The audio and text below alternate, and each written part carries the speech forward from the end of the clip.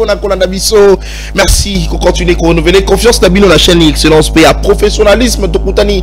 Le nom lisusu poto beta bongo masolo na matali bongo ba sujet d'actualité na kati ya mboka Congo. Boyebi que l'actualité est très agitée d'une part ezali bongo masolo ya doa ezali ko intéresser ba congolais otolingi justement toyeba quand est-ce que l'accord est kozala bongo signé définitif justement accord définitif et kozala signé après Washington Doha accord de principe ezala qui signé économie ça va congolais belé parce que le M23 jusqu'à preuve du contraire batali ici bongo était ba kolongo na ba zone occupée Tino justement bako signé ata ba signé bongo bako bakotika la bongo kolongwa te yango toko mituna mutuna no lenge kani la paix va revenir dans notre pays. Est-ce que avec un dialogue interne entre le Congolais ou pas? On en parle, on en réfléchit avec nos invités sur ce plateau à libre débat. Mais aussi, est-ce que ce dialogue doit être justement inclusif pour permettre à ce que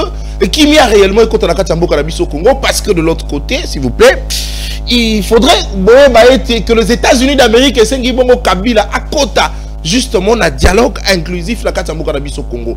C'est les États-Unis Sengi selon les informations de Zali Lango juste après la demande des États-Unis de Toyoki ouverture. Il y a dossier à Joseph Kabila. Pourquoi ces liens? Le Lengue Kanye Salami Bongo. Pourquoi simplement il fallait attendre que les États-Unis a Bongo Bakoti ça? Bongo Joseph Kabila na Matali Bongo dialogue inclusif dans Katamboka Biso Congo pour être Bongo na kofungola directement dossier Joseph Kabila to kokanisa na ba invité bazana sur ce plateau et à libre débat surtout le ministre de la justice l'actuel moi Mboka Samuel Tanda a lobbyé la justice mais dialogue. La justice ne négocie pas comme la politique. Il y a une ouverture, il y a un procès. Il y a Joseph Kabila Kabange Obako Funda et la Marambele participation au mouvement insurrectionnel, viol, tuerie, assassinat, ainsi de suite. Tokokanisa, Tokopesa Makanisi. Le Lengekani Tokobimisa. Moi, Cannabis, la crise aussi longtemps que problème et certains acteurs politiques, mais sous en exil, mais sous dans la prison, mais sous justement inquiétés par la justice de notre pays. Pour ce faire, bilingue au Bazali, justement capable de décrypter l'actualité politique. Sur ce plateau, on a beaucoup Dominique Mbaya. Donc, on a Kambi Pebalobeli Animomba Pouya. Union sacrée des nations, bien que ces derniers temps, mais au moins, les lots, dès la Union sacrée, va se présenter sur ce plateau. On a souci d'avoir un mot que Bakonope Bangote. Onyo Kwama. Sur ce plateau, mon amour Papi Mawesi. Ensemble pour la République.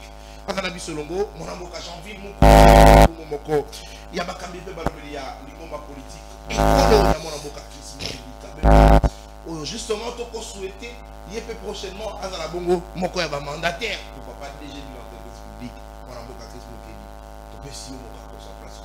Allez, c'est parti, cet échange patriotique, 50 minutes justement. Parce que toi, l'électricité, tu as la courant, et aux énergies, la mission pour ça là, pour te servir en toute responsabilité. Moi, Mboka Dominique, Mbote Nayo, Boy Madame Nali près débat. Première question, dialogue, Nakati Mboka Nabiso Congo. Comment et que ça pendant que Joseph Kabila, il est inquiété par la justice? Est-ce que Maïe Oba Kofunda Joseph Kabila, il est bon solo, tu as un bon dossier fabriqué parce que Baï FCC Malobi, c'est un dossier fabriqué, monté de toutes pièces pour nous avoir bon nako. Dernière image de Joseph Kabila, Oako Bundana, Namonaye, pour être qui m'y écoute. Lecture de fait Nayo. Même question pour la première prise de parole. On a voyé qu'on m'a sur ce plateau. Première prise, 6 minutes chacun. Mon amboka, Rena Wala. Mbote Nayo, Ndeko Nathan Kianza, Mbote Nabalagnon surtout il y a libre débat. Balagnon surtout il y a CML13 télévision. Topé Sibino Mbote, Topé Simbote, Natata Mbote Kolo, pour Akolanda Biso. Togo Kobandate sans que tu souhaitais joyeux anniversaire. Na Bandeko va fêter les lots. Mon collègue Zali, maman Émérance Sompo a fêté anniversaire Naïl Lelo. Maman te souhaité joyeux anniversaire, longue vie, que Dieu bénisse les années à venir. En tout cas, tu as yo même moral au fêté malamou. Yami Balé, tu as fêté joyeux anniversaire. Na Ndekonangai Théodore Mbaya ou Akolanda Biso à partir de Lubumbashi. Théo, joyeux anniversaire. En tout cas, une minute de plus, ça s'est fait. Et nous profitons de cette occasion pour te souhaiter une fois de plus. Merci. Joyeux anniversaire. Allez. Moi mboka na tankianza en tout cas nazoleka directement na kati ya masolo lolengo lobi Joseph Kabila bazo inquiété est-ce que il faut favoriser le climat et paix, dialogue, tout. Va inquiéter Joseph Kabila. Parce que Moutoua, même quand Joseph Kabila en avion, qui est na Goma, na carte d'élection, dans un plateau à Azaliti. En tout cas, vous voyez, ça va congolais. Motivation, il y a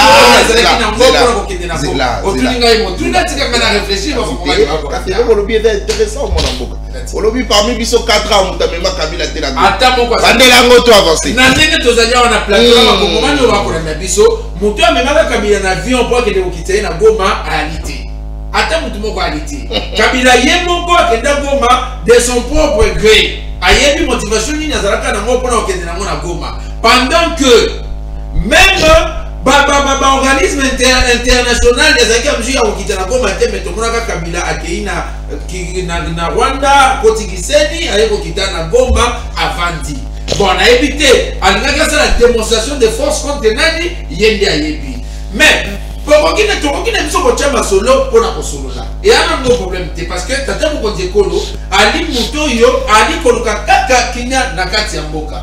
Mais cela ne va pas favoriser les impunités. Ceux qui ont aux amis en conflit na justice. Quand vous êtes quelqu'un qui a fait un dialogue politique, de justice, c'est-à-dire que ça va vous donc, les politiciens vont vous faire justice paix, il y a vous faire donc, vous savez que le pouvoir réaliste séparé. Tu as le pouvoir législatif, tu as le pouvoir judiciaire, tu as le pouvoir exécutif. Donc, ceux qui bakongomani bakovanda basolola wana état politique état pouvoir exécutif mais pouvoir judiciaire ezali pe libre secteur oyo ya ko fonctionner dans le lenge nango. D'ailleurs il y a même des dispositions internationales oyo disposition internationale oyo babengi nini justice transitionnelle oyo yali ko fixer ba règle dans un pays esika wapi bitumba yali le lenge quand ils sont qui s'engagent pour organiser dialogue nini oyo s'engagent composer lokola makondi na kati ya mboka donc ba axe moko ba axe ba lobby s'engagent premièrement ko identifier problème avant de faire dialogue bon identifier problème et puis ceux qui vont identifier problème wana s'engagent bolu ba koyeba banani oyo bali na kati ya likambo wana et puis s'engagent na po mususu balobi esengeli koluka ko indemniser ba victime ko indemniser ba victime te ceux qui ba coupable bali nettoyer bali nettoyer c'est comme si ba petwami ba sali le côté te toko solo na biso mais ceux qui ont commetté crime contre l'humanité ba kufa ki ba famille wana ba kolela ka ba famille na bango c'est là dire justice transitionnelle et pour rattraper yo bakomema yo na bisambiselo opesi ba version de fait na yo parce que na mboko yo batwa kokosana c'est comme si ceux qui bamemi yo okende kosamba elingo lobake moto kei kokufa mais ngana koyesa bato ete bato sengeli premièrement ba féliciter mo tata mokonzi mboka Félix Antoine Tshisekedi. Pourquoi? Parce que tu as vu en 1966 et ali na bato yo balinga kaka bafanda kaka liboke balingi basui makanisi pona kobundisa tata mokonzi ekolo Mobutu mais bango nyonso tu mine batiaka bango singana kingo en public mais Félix lokola ali moto oyo akopona état de droit moto oyo ali kofandisa alobi mpona ye démocratie sengeli ezala socle ya mboka. Voilà pourquoi ceux qui ont inquiété ba institution en place ko inquiété lingoloba aussi mi mandoki contre les institutions en place yo obomi ba kongomani mais c'est quand même basambisa yo parce que ceux qui n'attendent pas Mobutu ceux qui va yo ba ko tchaonde singana kingo ndenge to monaka ba tchaka ka pour justifier toutes les accusations Kabila simplement parce que vous monnaie la bombe te ndekolanga nata bato batangi balobi boye stango moto akoloba Luka Oyoka, il dénie nous allez cacher Nassimaya Makomi à hauteur. Très bien, on merci. Donc, Nassimaya va dire, il y a ce qu'on appelle le vouloir dire. Donc, Kabila, le lengi aliwana, a le bique, Atabo Sangisi, Mokini Mobimba. Aussi longtemps que mariage FCC cache et Koufaki. Voilà. Donc, il y a un canal à Isaka Pepo, FCC cache.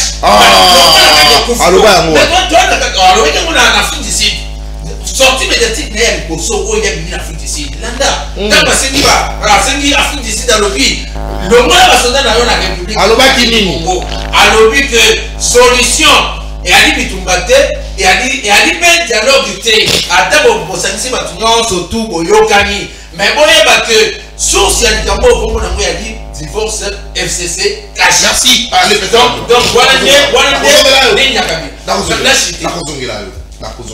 Milan soyi mwana mboka Milan soyi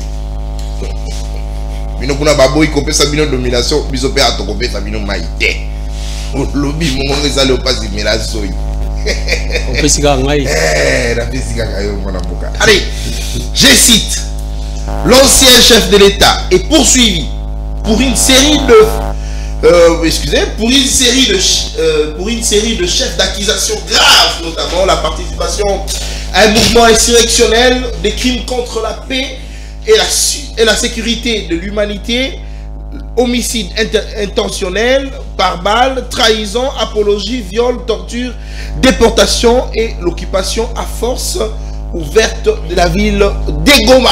Allez, mon avocat papi moi ici. Motenayo, boye malam na libre débat. Même question, lecture de Fenao na dossier Kabila. Batangelier mabunga ebele o ba ko reprocher. Lecture na les animés.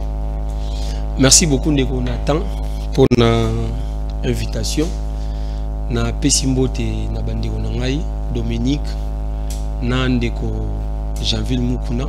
Ayibike ba na plateau lelo ba ko débattre ba côté la Félix Tshisekedi mais bana mo ba regret. Soko tali bilongi na bango omona ke ba ride ba liboso na mona Dominique ba ride ba kisami na mbunzu na ye bana souci na lingala ba ride de la rani. Moni ba nzele sala bato ba 11 ba botaka bato pona souci ba 12 ba kisami et ba kisami mo mingi parce que ba frustré quand l'équipe tellement que l'équipe ba nomination et salami Félix Tshisekedi a nommé plus de 20 personnes. Maintenant plus de 20 personnes Félix Tshisekedi a nommé motomo côté a communiquera pour na Félix Tshisekedi pour na union sacrée à une nomination. Ba leli force au tali ba statut à WhatsApp na bango ba regret ba musu ba mo finga Félix Tshisekedi que aza tribal boye ba lobi trop na yoki o uti koloba wa trop spirituel olobi un peu spirituel voilà c'est-à-dire que à Bendikara et pas à Guiloando 13 personnes à Kena 8 personnes plutôt à Kena Philadelphie à Bendi 13 personnes à Baxi Mutumoro à IDPS. Mais ba communicateur nyoso ba roganga na plateau mukwa tombolo Fachi Beton mutaji nomination azate na yokio olobili moko ba nomination musué ko ya sima pourquoi pas otangi bandeko ebele olobi pourquoi pas mwana mboka Chris Mukendi azala pe bénéficiaire ya ba nomination wana nalandi bango nyoso nde baleli nalandi Chris Mukendi nalandi ndeko na biso nani Fumutoto bango nyoso baleli nde ba nommé ata communicateur moko te maintenant ko ebisa bino boye ba nomara mutu te parce qu'aza chômeur ba nomara mutu po na mawate parce qu'aza chômeur ba nomara mutu po à servir. Et pour servir, il faut avoir un profil. Profil mini oyo bino bozanango. Car ya ko ganga likola plateau, mukwa tombolo ndengo ba nomele bino. Faut en a profil pour nommer. Compétence na formation. Félix Tshisekedi atali alinga nommé ba DG, ba mandataire, atali na entourage na ye, na église, na union sacrée. Ba nani ba yi compétent. Nda poni bato baza compétent nommé bango. Bino ba communicateur ba répondre na ba profil te ba nommer bino ndeni. Hein? Bon répondre na profil te, boti ko tsa souci, boti ko réclamer. Bon c'est la rende bo ganga na plateau gangi Fachi Beton na pourquoi ba biso o défendaki mutu tel ozaki o défendaki bien, yaka au $100 au $50 et koki ça suffit pour vous. Bango basuki sa bango awana. Basuki sa bango na ba $50. Et pour preuve, au moins a parmi bango ba msusu soye na plateau, o ta la relongi ya mutu, nandenga zana nenga lati o kamawa.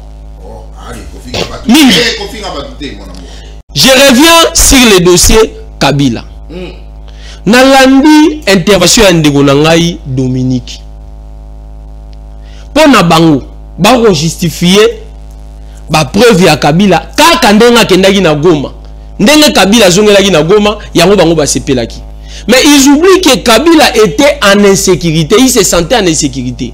Banda ko na ye nyoso ba perquisitionner. Banda ko na ye mususu ba kangi ba ferme nyoso ba kangi. Alinga zongela. Entre-temps, la pression de l'Assemblée nationale, leva la immunité. Mais quand quelqu'un c'est ça en insécurité, il faut que nous revendions en insécurité. Et il y a Monique, pour naïe, nous défendre les Kabila, mais nous ça lecture il y a fait. Pour naïe, à mon avis, était place à vendre à l'aise, et ça rekende quitter là na Goma parce qu'il y a une résidence kuna. Il n'est pas le seul Congolais à habiter Goma. Donc c'est-à-dire que pour acquiser bateau nous va vendre na Goma, va participer à un crime. Le roi bandimi, ba M23 baza kuna, ba ben sabango na ba manifestation, ba zo betsa ba balé, ba Congolais ba okene ba betana ba championnat organisé par les M23. Pour acquiser bango nyoso. Que ba participer na ba crime, na ba tuerie. Je reviens sur les procès. Dès qu'on attend, le procès Kabila est une grande pièce de théâtre. Une très grande pièce de théâtre. Que moi ici, je qualifie d'une justice made in Congo. Ce procès est un procès fantôme. Laissez-moi vous le dire. Nous sommes en matière pénale. Nalandi bango barolo basana bango kijele ndé bakumisara Félix Signon Sacré balobi lo malongate. Nous sommes en matière pénale. Comment on peut ouvrir un procès sans la présence du prévenu? Sans balobi tuerie, crime.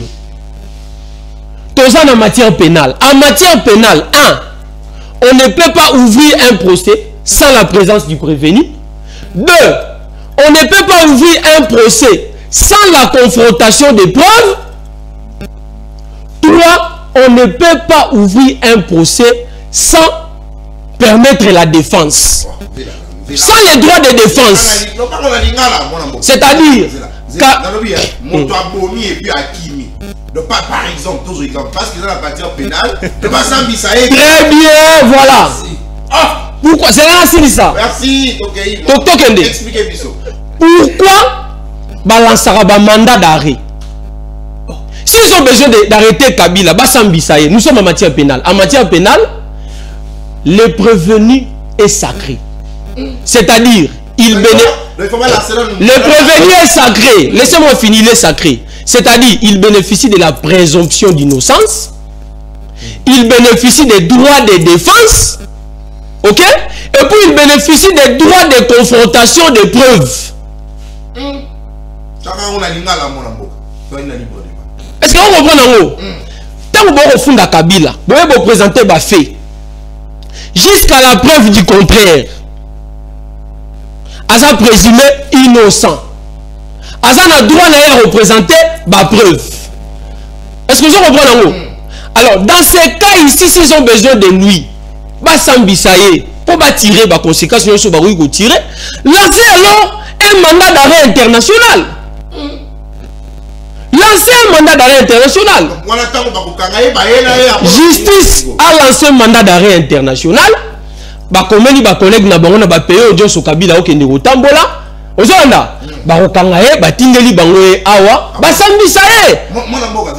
ça le droit. Il faut lire avant de venir débattre.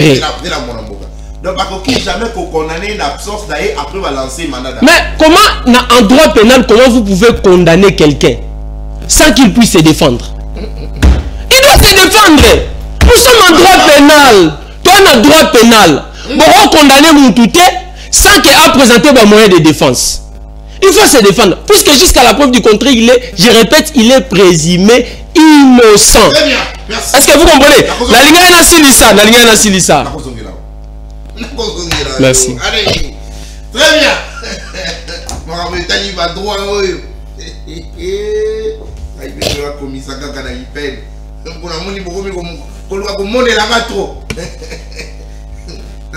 Journaliste, il faut la commissaire peine. Il faut la salle à droit.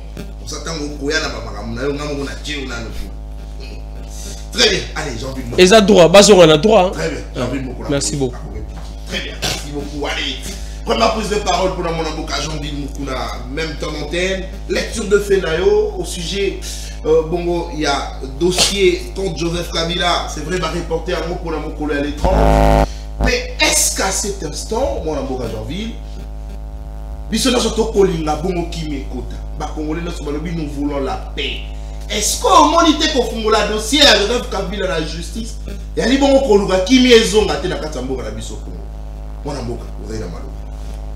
Ndeko Nathan Kianza Natondio Botondi pour na confiance renouvelée na kobengi sangai toko kakosolola mai mboka na biso la République démocratique du Congo na boye na PCP mbote na bako débatteur na ngai ndeko Dominique pe ndeko Mawesi na pesi mbote na ba congolais nyonso ya partout ya Sud Kivu ya Nord Kivu na pesi bango mbote pona koyebisa bango ke tozali na bino elongo Nord Kivu na Sud Kivu elongo na no Congo te pe kotikala kolongwa te tozana na bino elongo na pesi mbote na tata mokonzi ekolo Mukwantombolo Félix Antoine Tshisekedi Tshilombo na pesi mbote na président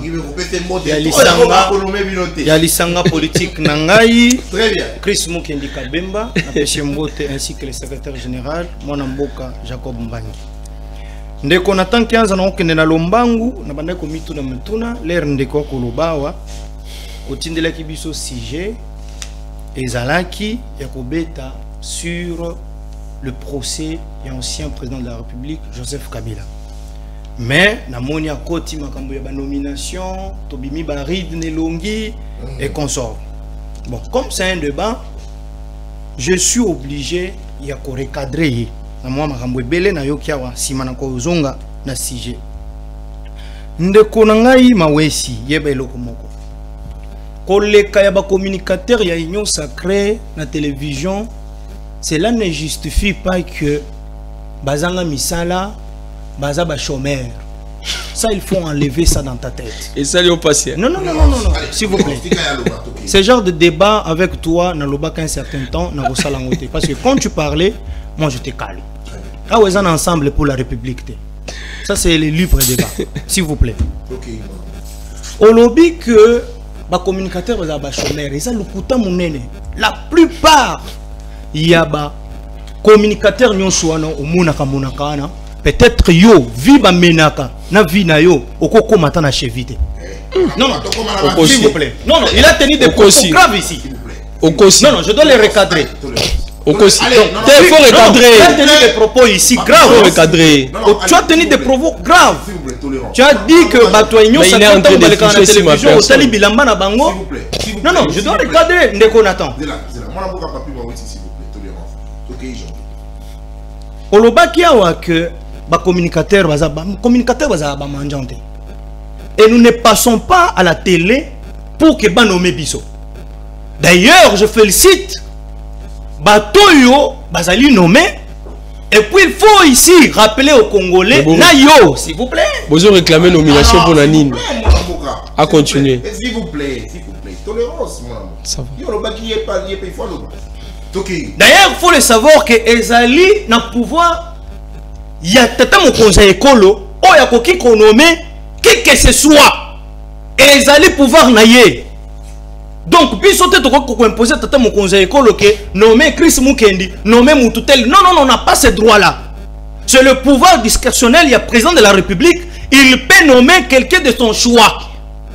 Et puis, ce n'est pas aussi encore fini pour que les lots. Bon, on a des communicateurs comme si Tozanga Misala. Non. Pour les rappels, je te le rappelle ici. La plupart des communicateurs sont des avocats. Peut-être toi, je débat avec toi. Tu as un parcours académique. On ne sait pas de quoi tu as fait à l'université. Et puis, vous venez ici. Vous venez attaquer Batou. Mais il faut faire attention, messieurs. Via les communicateurs Union Sacrée, peut-être tu ne peux même pas arriver. On entend la vie du sujet, mon avocat. Je reviens ici. Je ne sais pas de quoi attend à droit wapi. Je ne sais pas. Il est d'abord juriste. Donc, azana papier moulaï, commis babiloko. Messieurs, s'il vous plaît, on oublie qu'en matière de droit pénal, et Sengeli moto ba juger il faut à la kaka en présentiel, mais ça c'est grave. Ça c'est grave. Au brandir à telle disposition mon côté, je ne sais pas, il y a livre 1, il y a droit pénal, ou bien livre 2, il y a droit pénal, je ne sais pas, tu ramasses tes histoires où. Pour na kita na niveau na yo, na koyebisa yo exemple moko très récent, Matata Mpogno a été condamné par ce qu'on appelle le jugement par défaut. Que tu sois là ou pas, on peut te condamner et on peut aussi te juger. Donc tu ne peux pas ramener les histoires ici. Donc le côté Motsoki Wapi, bon, je te comprends, autant en Chine, et cause à la droit ya Chine. Bon, non, alors en Chine. Donc on a droit à Chine, ça peut se faire. Mais sur na droit na biso, l'arsenal juridique na biso à Congo, ça peut se faire que aux en présentiel ou pas, on peut te juger et on peut aussi te condamner. Je te rappelle ici, il y a ce qu'on appelle en droit jugement par défaut. Tu peux être en présentiel ou tu peux être... S'il vous plaît. Mais comment ça peut t'aider? Ça peut t'aider. Oh là là. S'il vous plaît. Monsieur ici, vous voulez ramasser. S'il vous plaît, il va dire des barres. Allez, non, s'il vous plaît, je ne tolère pas. Raison pour laquelle la place a gagné le papier, c'est pour noter. Notez, c'est pas un problème. Notez. Non, là je passe. Il dit que procès, il y a Ndeko Kabila, c'est un procès fantôme. En droit, ça ne se dit pas. Et ça n'existe nulle part. Si vous avez un mitou, il y a bandi konabiso, bandi G1 à droit, et il y a kovanda kokanisake. En droit, il y a ce qu'on appelle procès fantôme. Et tu as la cause à la monte. Longola on a mutu na yo. Na esi ko Ndeko Nathan. Ndeko Nathan procès, il y a ancien président de la République, Joseph Kabila. Je ne peux pas revenir ici sur les réquisitoires. Oh, et bandaka na Sénat. Après l'auditeur général à le Sénat, je ne peux pas parce qu'on en a épilogué là-dessus. Bah, tout ça, la émission est belle quant à ça. Mais il faut ici, Congolais, Joseph Kabila n'est pas encore condamné. Donc, Joseph Kabila, il jouit dans le principe moko sacro-saint en droit et à présomption d'innocence. Présomption d'innocence, c'est un moto yo. Donc, bako tangele ba mabunge belé. Liboso na nou ba condamné ye. Azali ko juir nango. Na minito il faut ko yebisa ba Congolais que Joseph Kabila na nou ba condamné été. Na oye etali droit tango ba bengi saka mutu esengeli toye ba yango. Bakoki ko condamné tout comme bakoki pe kwa kite yo. Donc na mayenyo so bazo ko zali koloba pona ba infraction commis par l'ancien président de la République. Et c'est que tout le monde congolais que jusque là président Joseph Kabila, ancien président, n'a pas condamné. Et aussi, vous faites la lecture là-dessus. Je viens sur quoi. Et aussi, il faut que le Konata. Et c'est que tout kanganim, tout que congolais mon côté na ebele tozalaka, il n'y a pas un seul congolais au bakoki ko sambisate. Basambisa kateka katata nzambe moto nyonso na sena moi awa bakoki ko sambisa ye atana Chine pe basambisa partout bako sambisa moto. Mais pour la nini pour le procès à Joseph Kabila et sengeli sala batu passe bon et sala batu nyonso passe et ko sala kaka famille politique na ye na famille biologique na ye ko sala passe en l'occurrence nous sommes ensemble pour la République parce que bazali en connivence na bango donc lisanga wana et au sala bango nde ko sala bango passe. Parce que ebiso wote eko sala bato pasi kaka masanga bisato. Famille politique ya Joseph Kabila, na famille biologique na ye, na ensemble pour la République. Est-ce que yo qui est pas décidé pas ya Martin Fayulu koya ko telema koloba ke non procès wana ezali procès moko fantôme et consort. Botika justice ça la mosala na ye. Ce qui batali que pas ya juge que makamoyo bon, procureur, en ce qui concerne la cour militaire, on les appelle les auditeurs. Auditeur général, Makambo Azo Landela, ancien président de la République, Ezali Yangote, Bako quitté. Mais pour la nini, ah ouais, c'est la télévision. Non, Ezali fantôme, Ezali boy. Non, ne kononga uti kolobawa. Nanya memaka Kabila na Goma, mutu mokote. Ngai nde na chaka ngai nde ngai janvier nde na chaka na monoko ya Kabila maloba ya koloba que ba aspiration ya M23 ezali na logique ezali ngai te est-ce que ngai na que Joseph Kabila a kende kota la bisika ba munition et ba M23 ezalaka na Goma? Est-ce que ezalaka ngai te? Oh, nde ezangai te.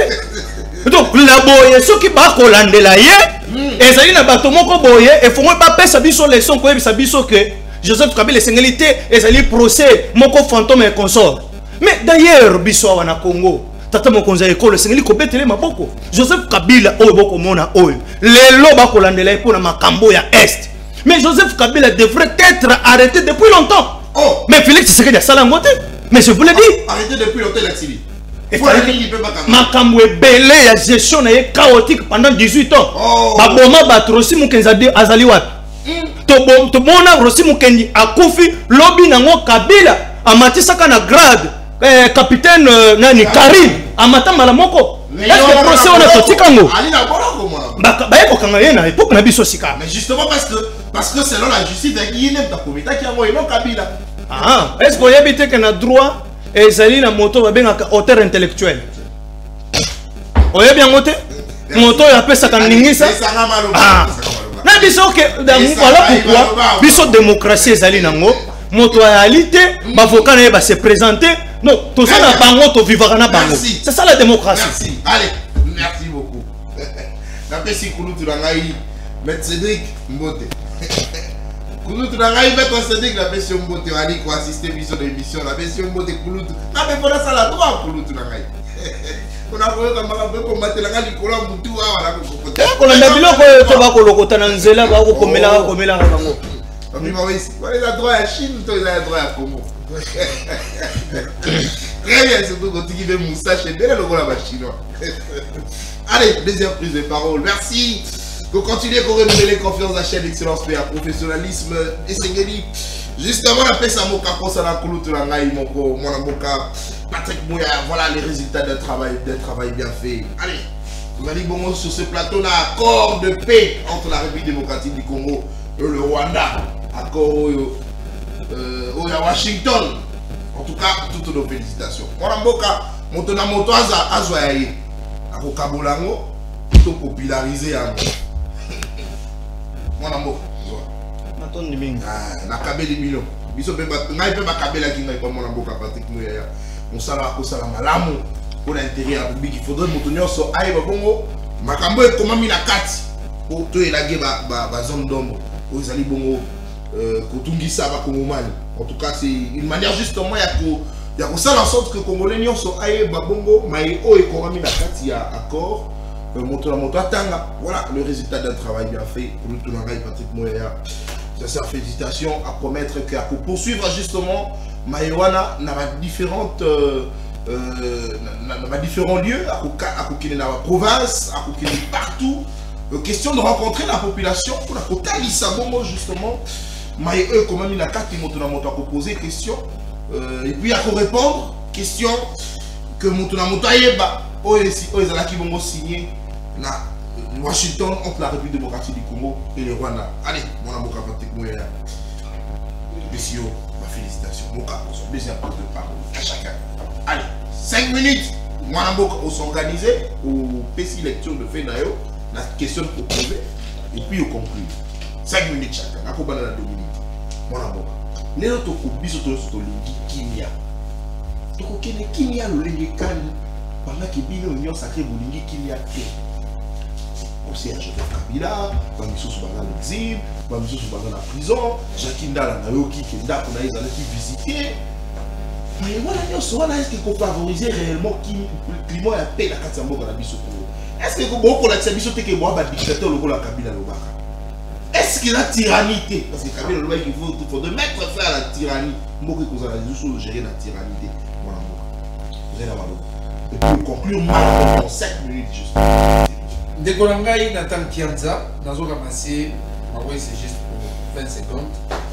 Après, tous les cas, Mutumoko, Nazoé Bisayo, Tika Koko Sava Congolais, Manangako. Heureusement, on a vu Javi la Novi, aux ailes à doigt chinois.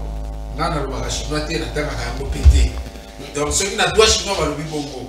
Mais, toujours rappeler que Mutumoko a pu mener Kabila, présomption d'innocence dans Kata Makamboyo, à Sati. Moutupé oyo a pu mettre Kabila droit à la défense à Zalité.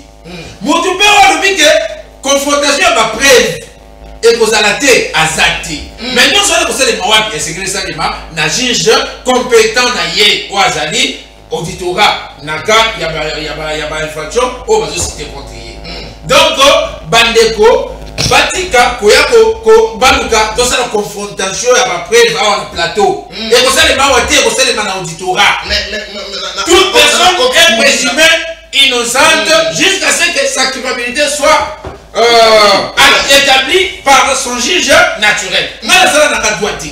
Mais oui, bien. La salle n'a pas de droite, mais Tolukaka, Toyokaka. Il y a aussi pour lui à la cassette. Et ça y était. Il va être. Ok. Donc, je vais risquer, il y a pour remettre en cause. Nini ba cursus na wana nyoso ceux qui même bando ko mwa mike aux amusi à comprendre dans côté. Alors, sans faute de respect, mais je vous demande, il y a besoin de retenir mingi concernant le Kamwana, toute la justice, à Salam Salanaï. Très bien. Nathan Kianza n'a pas comment. Moi, je suis Patrick Mouyaya. À 19 accords, on a plus de 5000 étudiants. Na vocabulaire moko. À lobby, comprendre pour agir. À ce qui va comprendre le lobby, bon, accord d'une manière isolée. Parce que accord, il y a des moko na résolution 2773 il y a des moko na connote o ezali pe na kata lokola net il y a des moko na constitution ya mboka na biso.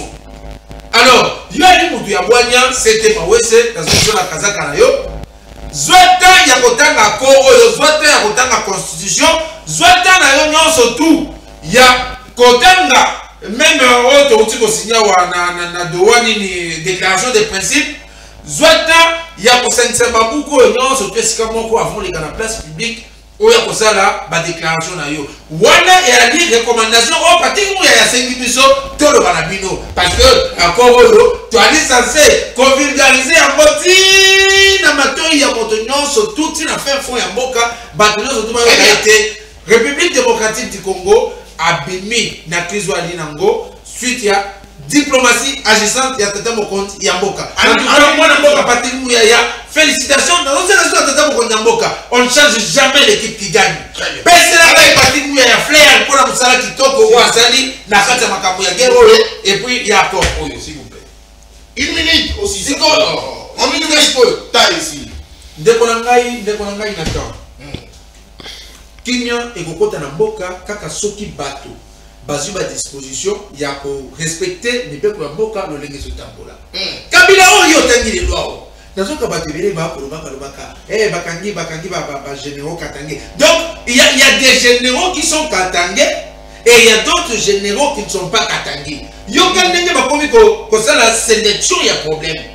Nous on kaka nini pona ko katsa makanisi ya mabena katsa ba kongomani. Maintenant, on appelle les soyo, soi-disant, bazo se porter Kabila parce que ce sont des Katangais. D'abord, il y a un Katangais qui a disparu. N'a pas d'avion, comment on a été Tombamouake. Si les lois, on a Katangais, mon côté à Téléma, le Balobi, quand Tombamouake a disparu, il y a un Katangais qui a disparu dans un avion. Avion, on a mis 4 personnes, maintenant, surtout avion, c'est des crashs, maintenant, surtout avion, 500. Une seule personne, un Katangais qui a disparu. Il y a d'autres Katangais qui a disparu comme on a eu Samba Kaputo. Personne n'en parle. Personne n'en parle. Mais nous avons rassuré que questions surtout sûreté à Boka. Ce sont des questions très très sensibles. Nous avons surtout à l'île la revendication à Kosala. À l'île la voyons surtout à la revendication.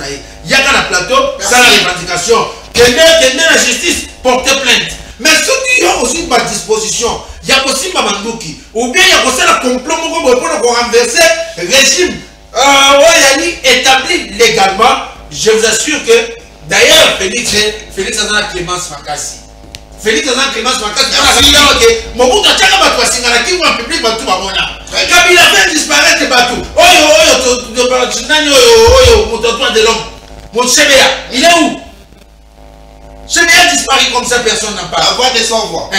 Papa n'a pas de temps à payer. Batela Mapombo, Bitumbesina. Donc, Bazata, la leçon, il y a coupé cette sauté. Gana Senga Tata Mokotekolo. renforcer ce soit armée na biso makasi, renforcer service na biso intelligence et élément parce que même ceux qui ont l'équipe bateau bakoya très bien pour éviter yango pour être mboka et ça toujours merci 5 minutes bino mibali moi mboka papi ba oui sous aïda balo allez moi mboka la paix on a besoin dans cette mboka la biso comment garantir la paix pendant que certains Congolais bazar quitté la tangi Jakindala lobby papa moli en demandé baba tokie kotoka bakouye ba mimie mala mokoti na cache mon amour lecture na yo na nini lelo o doit na posa kimeko président na yo azali l'exil nana tinda l'exil pour éviter na saka l'exil lecture na yo oyebi tango kaboleli biso ba biloko oyo nani ndeko muya apesaki bino na conférence aute kosalisa na fongoli yango nde boko benga accord de paix c'est ça non auto signaki na Washington na Rwanda yango yo kota na kati accord de paix tina annexe l'accent page moko o balobe likambo M23 oh et ate FDLR okuta bango kota kota na kati accord oyo bosa nango les contenus ngai na FDLR yo sa nini les contenus nga italingati mais nga na pesi kaka pona moto o mani na plateau batanga tala ba su vertige tala bango bango luka zela temo zela allez zela batanga siko mambo balobi nini laissez-moi un moment de parler zela batanga siko balobi nini lisez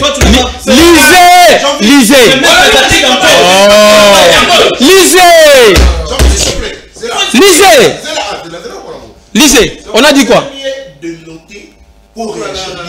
lisez bapesa yo page batanga balobi nini oui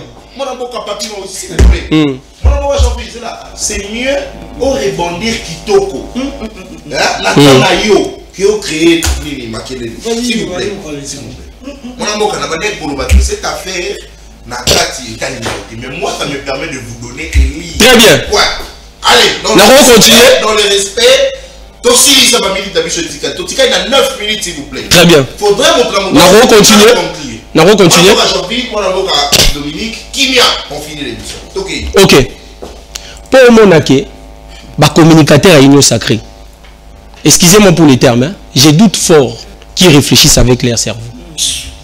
Je te l'ai dit. Yoka, laissez-moi finir. Vas-y, laisse-moi. Non, allez, s'il te plaît, okay. Mais comment vous pouvez être impoli jusqu'à ce point? Soyez quand même poli envers moi, non? Retirez à votre avancée. Ok, je retire, mon ami. N'a signalé à Silikaté pour la bengi président parti politique Chris Mukendi, chômeur. S'il est chômeur, Aza chômeur. Alors, nous avons nommé comme mandataire. Silikaté ou Silikaté? Donc, on a une nomination d'abord de Moussala. Est-ce que tu as série? Ah, on a Moussala va service à l'État. Ah, on a Moussala va service à l'État. Il y a un syndicat. Mais ça n'a pas idée. N'a pas couru à Coro. Hein? Place Moko Baorolobela. M23. Ezali place où on va reconnaître les négociations en cours entre la RDC et le M23. Mais ça on continue partout. Quel est l'annexe? Talawa, au première page. Première page FDLR. Deuxième page FDLR à ton aniam. Donc ça dit que na Coro bazo ko reconnaître FDLR mais ba M23 bazo ko reconnaître comme opposition ou bazo ba négociation en cours dans le gouvernement à Kinshasa. C'est ça la réflexion. Hein? Je vous dis, retenez ceci. Je l'ai dit aujourd'hui. Au moins Coro. Cet accord. L'applicabilité de cet accord dépend des doigts. La mise en pratique de cet accord dépend des doigts. Vous savez pourquoi? Ça veut dire ministre et intérieur n'a affaires étrangères Bazala qui n'a droit lors de la signature de principe L'accord de principe. L'accord de principe entre la RDC et la M23. Parce que, on va signer qu'il y a accord à Washington. Mais pour un côté en pratique, il faut Bisso, Kinshasa et Yokana. Na ba M23 na Doha. Si ceux qui ont signé accord de péter na Doha na ba M23, cette affaire ici ne sera pas mise en pratique. Mais je vous dis, déjà je vous signale ici que je crois qu'Olanda du point de presse, il y a représentant, il y a M23. Olanda du point de presse na bango. Lelo, va signer qui accord de principe le 19. Batie 10 jours. Pour la mambo nyoso, pour nyoso ba pesa ki na kati ya Kaneva parce que c'est un Kaneva. Pour bango ba numéroki. Il faut que Félix Tshisekedi a libéré plus de 700 prisonniers. Il y a M23 au bazan na bakation na bisoir. N'est-ce pas s'il y a 10 jours. Mais les autres ont déjà le 25 ou le 26. Aucun prisonnier politique n'a été libéré. Ce qui veut dire que sont au commis le 29. Et que rien n'est mis en pratique, vous allez sous d'accord. Et non, faut raisonner au Félix, faut raisonner au bango signé. Bango va avancer le soutien, va garder ici Kabazali. Motomo va bouger. De deux, côté Balobi, libérer les prisonniers politiques, il y a M23. Est-ce que vous comprenez ça? Mais jusqu'à la preuve du contraire, tu sais que n'a la liberté. Merci. C'est ça le vrai problème. Ce qui veut dire que Washington a causé là. Pourquoi Batindi va représenter à Washington na Doha? Washington a causé là que gouvernement à Kinshasa bayo kanana ba M23 pour que bango basilisa ba signer ba bengisa Félix Tshisekedi na Kagame ba kende ko silisa ko signer accord de paix oyo. Aussi longtemps que na Doha ba koyo kana te et loko oyo e ko compte en pratique te. C'est ce qu'ils oublient. Et ils ont du mal à dire la vérité aux Congolais. C'est ça le vrai problème. Merci. Mon frère, pour terminer, Nayoki a lobby que, Nana lobby que, Bakoyi ko condamner Moutouté, na absence na non. Je répète, je dis ceci. Nous sommes en droit pénal. En matière pénale, la présence de la partie de l'accusé est une condition sine qua non. Faux. Parce qu'il doit présenter les moyens de défense. Faux. Et même lorsque vous parlez de preuves, dès qu'on attend, on attend qu'on ait la preuve. Preuve, mon contre Kabila, les Arabes présence na Goma. Preuve, nous parce que ici, vous oubliez, il y a 2 mois, 3 mois passés, Moutamba, l'inconstant incompétent Moutamba, avait demandé 450 000 $ pour la recherche et la preuve contre Kabila. Bobo Sani, très bien. Réfléchissez quand même, oui, cher frère. Jean-Ville Boukouna, merci parce que vous continuez pour Salabiso confiance, merci parce que vous allez belé. Allez, donc aussi c'est là Jean-Ville Boukouna, même temps d'antenne, voilà mon pays sa case. Et monsieur Komina Souka, merci parce que vous avez toujours au four le moulin. Il y a qu'à au four, papa. Moulin déjà, beaucoup assuré, mais il y a qu'à au four aussi, c'est là mon avocat. Jean-Ville Boukouna. Allez, même temps d'antenne. Merci. D'accord, rappelez que élection, il y a Bourgmestre et commis déjà en présage fixé selon la CENI, Mokolo le 9, il y a mois prochain, élection pour ça là-bas. C'est le calendrier au CENI a publié qui, mais de mon côté, qui montrait que, en tout cas, le choix est clair. Mon avocat, DDK, Dieudonné Kitouba, c'est lui des candidats pour justement Tokosenga, Bongo, là-bas, conseillers municipaux, ça la Bongo, choix à Malamou. Allez, mon avocat, Sylvain Moukeni. Sylvain Moukeni, c'est pour moi un frère, un ami. Avec mon gars, il va conseiller commune de Kuna na commune qui monte que mon avocat n'a pas osé ngayo ça la choix Malamou. C'est pas Moukendi. N'a osé où ça la choix Malamou. Sylvain Moukeni, c'est un ami, c'est un frère. N'a osé ngayo au sensibiliser bande que Kuna va ça la choix Malamou. Le choix c'est DDK Kuna bala qui monte que c'est ce que nous voulons justement pour une commune forte, une commune qui va justement faire la fierté de la ville-province du Kinshasa, la commune de Kimbanté qui est finga mingi, tonga mingi, tuka Kimbanté mingi, simplement parce qu'on avait de mauvais, alors de méchants bourgmestres. Cette fois-ci, Dieudonné Kitouba, c'est lui que nous voulons pour aider Aïba Bongo pour façonner la commune de Kimbanté qui est un aîné, un grand frère pour moi. Nako soutenir yo Mboka. Rassure-toi que tu as le soutien de Nathan Kianza. Nako soutenir yo. Ce qui m'entend que c'est ma commune que je suis obligé de les dire. Au Mato Kita, au Silika, au Melabouchon, et Talingaïté. Je soutiens mon candidat à moi, Mboka Dieudonné Kitouba. DDK. Allez, courage, Loutunangaï. Mboka Jean-Ville Moko. Mboka tout de suite. Nathan, je suis estomaqué de voir que Mboka Nabiso les ont passé dans un moment très difficile, il y a histoire naïe, mais sur ces plateaux, nous avons l'un, il y a porte-parole, il y a M23 na AFC, sur ces plateaux, et il se permet même. On a la porte-parole M23. S'il vous plaît. Présentez-moi à Moutouyanse. Non, non, il doit d'abord retirer. Non, il doit retirer. Je fais mon travail. Alors. Allez, mon Mboka Jean-Ville Moukouna. Élégance, tolérance. Azali reporter parole à M23 Tétoébi et dans la Calorès Kanyuka. Voilà. Il a même oublié ça. Est-ce que tu ne sais pas qu'ici à Kinshasa, ici, il y a des communicateurs. Il y a M23. Très bien.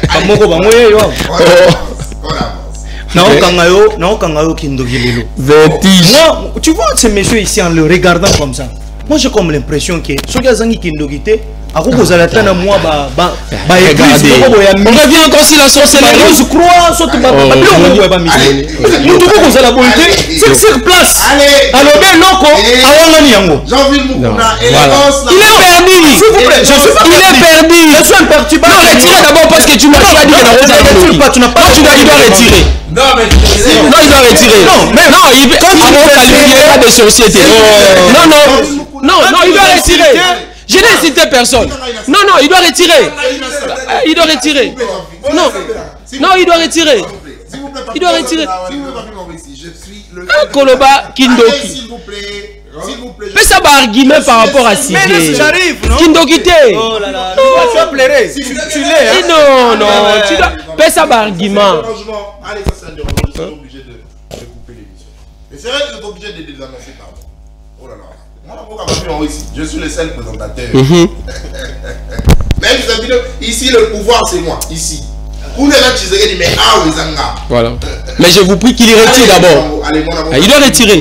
Très élégant que tu es, retire. Bon, je retire Kindo. Merci. Mais je voulais justement, que le monsieur vient à peine. Il y a que Botan accord ne bandeli. Tina Souka.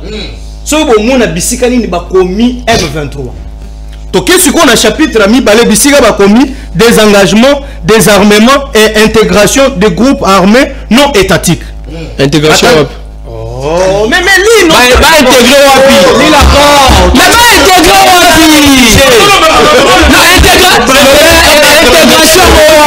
Non, intégration Wapi. Non. S'il vous plaît. Alors mais l'intégration. S'il vous plaît. Mon Mboka, s'il vous plaît. Non, s'il vous plaît. Intégration Wapi. Mon Mboka Jean-Ville, on a la page ligne. Dans un chapitre D. Voilà. Tokéi dans chapitre D. Très bien. Alinéa premier. Allez, c'est bon. Allez, tika bakele. M23 la carte sur la tête. Tokéi, tanga nyoso. A sauter juste entre la RDC et toi tu disais tu as dit Atanami. M23 est attaqué. Non, attendez. Non. L'objectif, c'est que vous n'écoutez pas bien. J'ai dit, montrez-moi là où on condamne les M23. Je pense qu'on doit laisser l'émission. Où est-ce qu'on les condamne? Allô, non, sinon on ne respecte pas ce que nous suivons. Allons-y. Oh là là. Pour ceux qui m'ont bâti, il peut rebondir. Oui, mais il doit lire ce qui est écrit là-bas. Il ne peut pas nous mentir. Il doit lire ce qui est écrit là-bas. J'en passe. Mais ouais, si ça ne va pas m'étonner. Oh le bas que accord et cocotte en applicabilité, ça ne va pas m'étonner. Mais vous êtes les premiers ensemble. Il y a Kotinda ba émissaire Nabino.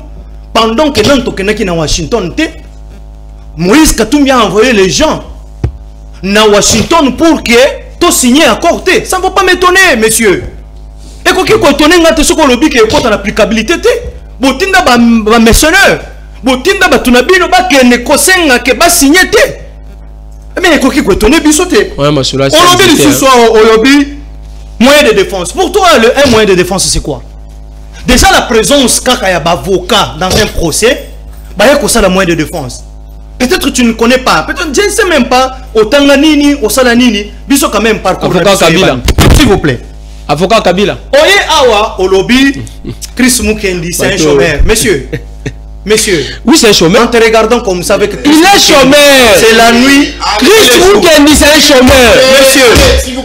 La nuit et le jour comment? Non, Chris Mukendi. S'il vous plaît. Il travaille. Attends, il travaille où? Il a quelle entreprise? Il travaille où? Un chômeur. À Salawapi.